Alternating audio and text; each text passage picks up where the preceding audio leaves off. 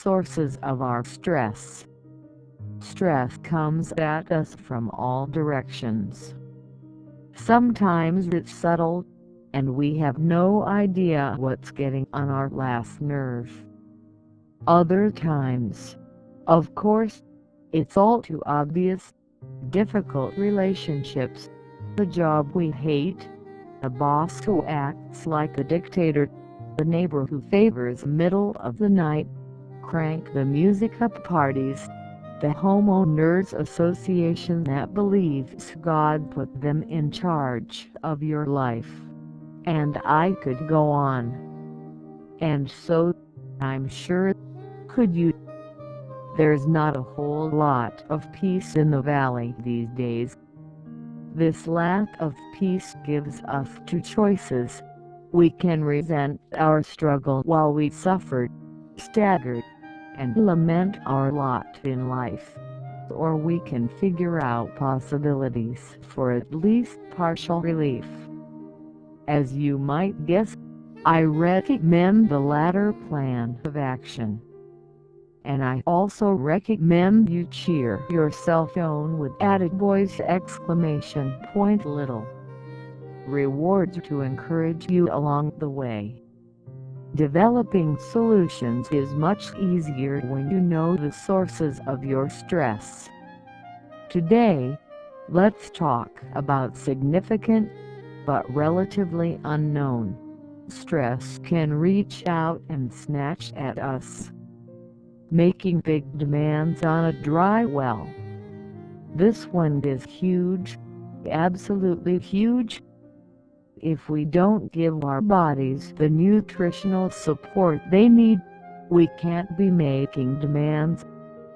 For instance, if you zoom your patootie off whilst getting frequent colds or the flu, it means your nutrition doesn't have enough oomph to support all that zooming, which will come as a surprise to those who follow politically correct diets of low fat, low protein, low salt, etc.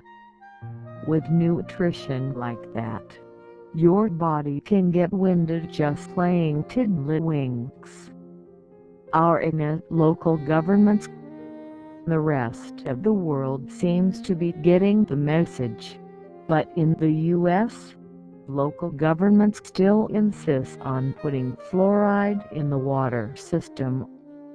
They don't want anybody to think they're not keeping up with the times, and they don't want to be different.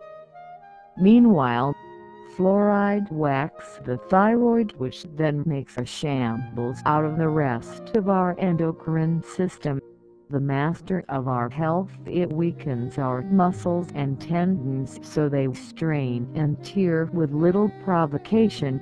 It deposits heavy metals in our bodies. It weakens bones. It mottles teeth, especially those of children. And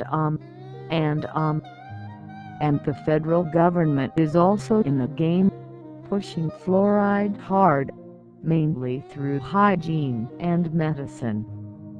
Fluoride, as you know, is in toothpaste enough to kill a small child, in fact.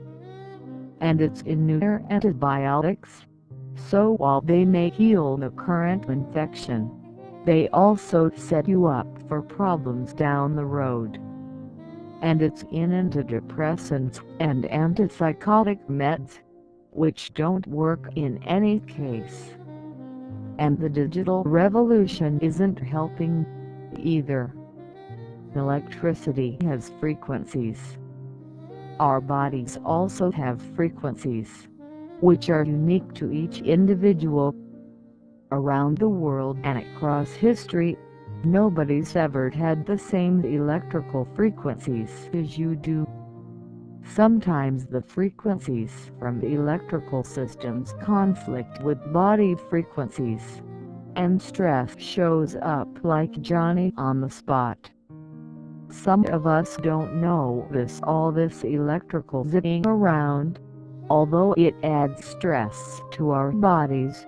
but some have major health effects and have to move away from electricity just to stay alive.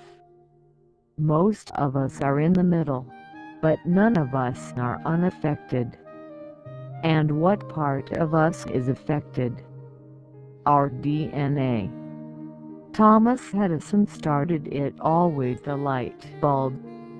He probably never imagined the power and strength of the gorilla he gave birth to. Let's look at some of the offspring. Things that significantly increase our electromagnetic frequency EMF load. Wi-Fi, wireless routers, Ethernet cables, cell phones, whether by our ear or in our pocket, cell phone towers within a mile or two, remote controls, electrical substation nearby, microwaves, smart meters, electric toothbrushes, and all other wireless devices, etc. There are many positive things you can do to protect you and yours. For one example, before you go to bed, turn off everything that adds to your EMF load.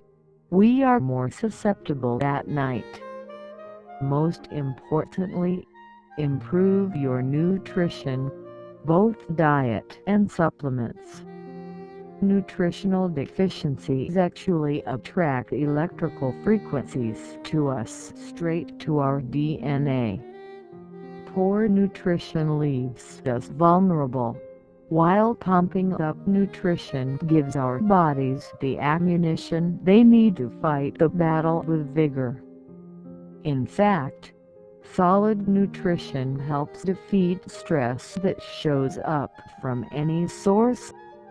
Ramping up your nutrition is how you fight back.